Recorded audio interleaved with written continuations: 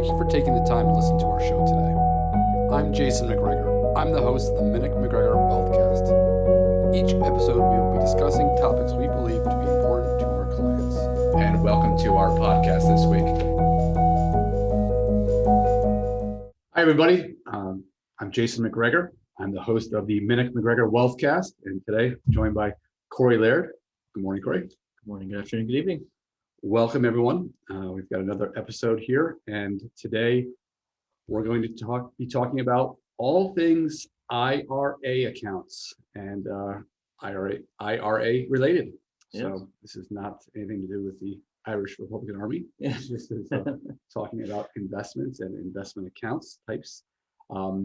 If you go back to your college years, this is kind of like a college 101 course. Yeah. You know, we talk about lots of different topics. Sometimes we get into the weeds, very technical, very advanced. Those are those good old 400 and 500 level courses. This is 101, 102. That's right. Basics of what they are. What is an IRA? How they work? You know, the different types of IRAs. How do you open one? Sure. Contributions, withdrawals. Pretty basic stuff. Yeah. So it's 2021. It's the middle of summer. We're past tax time, so we get a lot of questions about this, usually a little earlier in the year. But we're talking to clients all the time about IRA accounts, and sometimes, we like to joke that someone will call us up and say they'd like to buy an IRA. That's right. So that's not something you technically can do. So we'll talk about that in a minute. But let's just start with some basics here. IRA, you hear that term all the time. What does that actually stand for? It's actually an individual retirement arrangement. So the A doesn't stand for account like most people think. And then we absolutely call it an IRA. We call it individual retirement account all the time. But technically, yes. You want to wow your friends at your cocktail parties this summer, you can tell them it's an arrangement. So some backstory here. The individual retirement arrangements were started with the ERISA law back in 1974, and actually it got a slow start. They were not that popular. Yeah. You could put $1,500 into it back then, but you weren't eligible if you were covered by a pension plan. So that back in the 70s, most people who were working were covered by pensions. So it excluded a lot of people. And 7 years later, our great politicians in DC recognized that it really wasn't gaining much traction.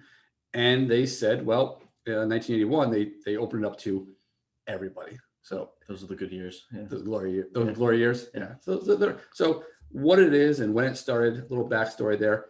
The amount that you can contribute has now grown. It was $1,500 to begin with. I started my career in 1993, and for a long time, I remember it being $2,000. For a number of years. It was $5,500 when I started my career. So okay, it was climbed up. Yeah. So and now it's $6,000 if you're under age 50, and $7,000 if you're 50 and over. So those are the contribution limits. You can't put more than that into it on an annual basis. Any other restrictions as far as who's eligible? Sure. So in terms of who's eligible, you got to think about on the income. What is your income? Because there are some income caps, some income limits. Don't want to go too far in the weeds about the dollars because they change every year with inflation. But just know that if you are making too much, you might not be able to contribute to an IRA. All right. So are there, we've talked a lot this morning about so far traditional IRAs. Yeah. Are there any other types of IRAs? Yeah. So it's a nice leading question there. So there are 4 different types of IRAs. There's the traditional IRA, there's the Roth IRA, and there's a simple and a SEP IRA as well. So many people are familiar with the traditional and Roths. The simple and SEPs, we won't really talk too much about them, but know that they are for self-employed people, and those are accounts for when you're self-employed. Yeah. So employees, you want to put some money from a business perspective. So and today's really more about the traditional IRA. There are some differences that we're not going to go into between Roth and traditional. The Roth, the money goes in post-tax, grows tax-free under most circumstances. The traditional IRA, you put pre-tax dollars in almost always, right, and the money grows tax-deferred. So if you're thinking to yourself, well, why do I even want to contribute to a Roth IRA? The number one reason is that you can deduct, under almost all circumstances, you can deduct the amount that you put in off your taxes in the year that you do it, and then it grows tax deferred. There are some restrictions as far as how you access the money. Yep. Okay. You want to just touch on those? Sure. And I think maybe I misheard you. I think you said Roth IRAs are deductible. So the traditional IRAs are deductible, and the Roth IRA is not deductible, but it grows tax-free. Okay, we'll have to go back and edit that if I misspoke. Thanks for if I did misspeak, that was obviously not what my intention was. So thanks for catching. So in terms of the withdrawing from these accounts, there's an age limit. So if you take money out of these accounts, besides certain rules, disability, death, something like that, just a normal situation, if you take the money out of the accounts too early, 59 and a half being the age, they'll hit you with taxes as well as an additional 10% tax. Sure.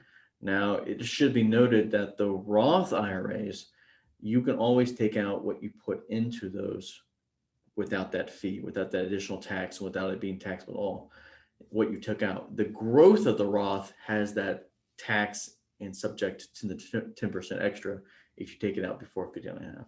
I mention it because we have some clients using Roth IRAs for like education planning, where you put money into it, and if the kids don't go to college, then you have a nice Roth IRA. And if they do go to college, then you can take money out of the Roth in your 30s and 40s and use it for college expenses. And there's a host of reasons where you can access some of the money, whether it's first-time home buyer, disability, death, the things that you mentioned, natural disasters, foreclosure, avoidance, a handful of things. But so again, always check with us, / your advisor about the rules. The other thing we talk to our clients about on a regular basis is which account, the Roth or the traditional, is the right account for them. Right. And this gets back into some good financial planning that we like to do. And there definitely is some, you're doing some guesstimating as far as future income and future tax brackets. But a lot of times we do see people kind of like make a mistake. They really should be putting money into, say, the Roth account, not the traditional, or vice versa. And it just is a conversation you should have every year as far as which bucket makes the most sense. Yeah, a pretty common mistake that I see is someone in their mid to late 50s, maybe early 60s, and they're about to retire in a couple of years, and they're thinking in the back of their head, it'd be really nice to have some tax-free money. So let's put some money in the Roth. Right. But what they're not looking at is their tax brackets now and the estimated in the future. And it would have been better, maybe in their situation, just put it all in the traditional, get the big tax deduction, and then just pay the lower taxes when you withdraw from it in the future. That's right. So you are playing that game of trying to estimate current tax bracket versus future tax bracket. And most people who are in their 50s, early 60s, who are peak earning years, are in a higher tax bracket then we retire. Not always. Okay, that's not always the case. Maybe you've got a couple different pensions, you've got some after tax money, you're going to get Social Security. So again, we have these general rules of thumb, but again, very important to do a deeper dive on an individual basis, because what your neighbor does probably isn't what you should be doing. Right. Yeah. So we talked about what this traditional IRA is, the different types, some eligibility. We talked about the contribution amounts. How about a good question of how do you open an account? How do you open one of these accounts? Where and how? Yeah. Right. So again, you don't buy an IRA account. That's the key. Yeah. An IRA account is simply an account type. Yes. You've got joint accounts, individual accounts, 401k accounts. These are just dotted lines around your money. Yep. And you can pretty much go to any financial institution and establish an IRA account. You have to sign a form or two. Yep. You can go to your local bank, credit union, investment firm, custodian, online, is pretty much anywhere opens. You can establish the account. Then you have to fund it. And that's where you actually put the money into the account. Right. So the thing I think about is you don't go to the bank and say, hey, can I buy a bank account? You just open a bank account and you put it deposited in and it earns interest. It works just like that. Traditional IRA is just an account. You put money into it, and then once it's in there, then you can invest it in stocks and bonds, real estate, whatever it is, and that's the meat of the account. That's right. So there is that underlying investment choices, ranging from a certificate of deposit at your local bank to you can technically buy real estate. You can buy a house. A lot of rules about that, but you can buy a house inside an IRA account. That's So right. the whole world of investments is open to you, which makes them powerful investment vehicles on a tax advantaged basis.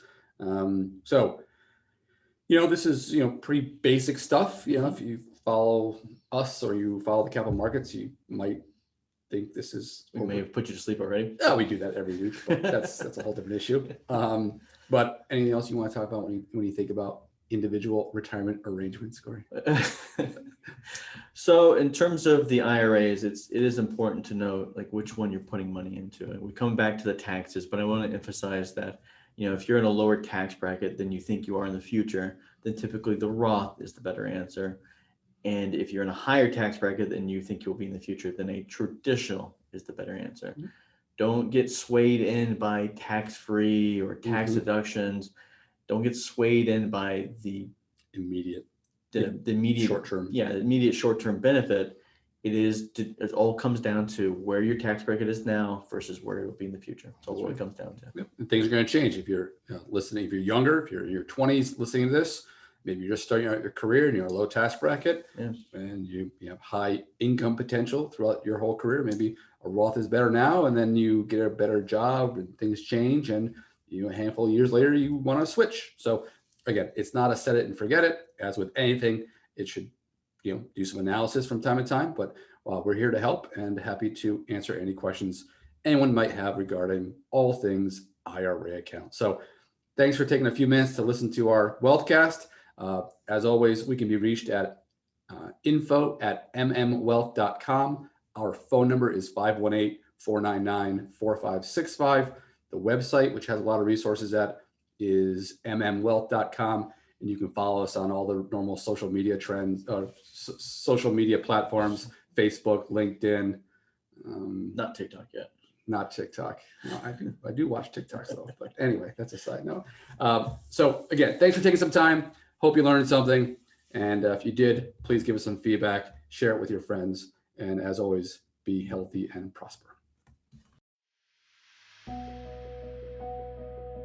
MacGregor Wealth Management is registered as an investment advisor with the SEC and only transacts business in states where it is properly registered or is excluded or exempted from registration requirements. SEC registration does not constitute an endorsement of the firm by the Commission, nor does it indicate that the advisor has attained a particular level of skill or ability. Information presented does not involve the rendering of personalized investment advice and should not be construed as an offer to buy or sell or a solicitation of any offer to buy or sell the securities discussed. Different types of investments involve varying degrees of risk, and there can be no assurance that any investment or strategy will be suitable or profitable for an investor's portfolio. There are no assurances that an investor's portfolio will match or outperform any particular benchmark. All investment strategies have the potential for profit or loss. Past performance may not be indicative of future results. The tax and legal information contained in this podcast is general in nature. Always consult an attorney or tax professional regarding your specific legal or tax situation.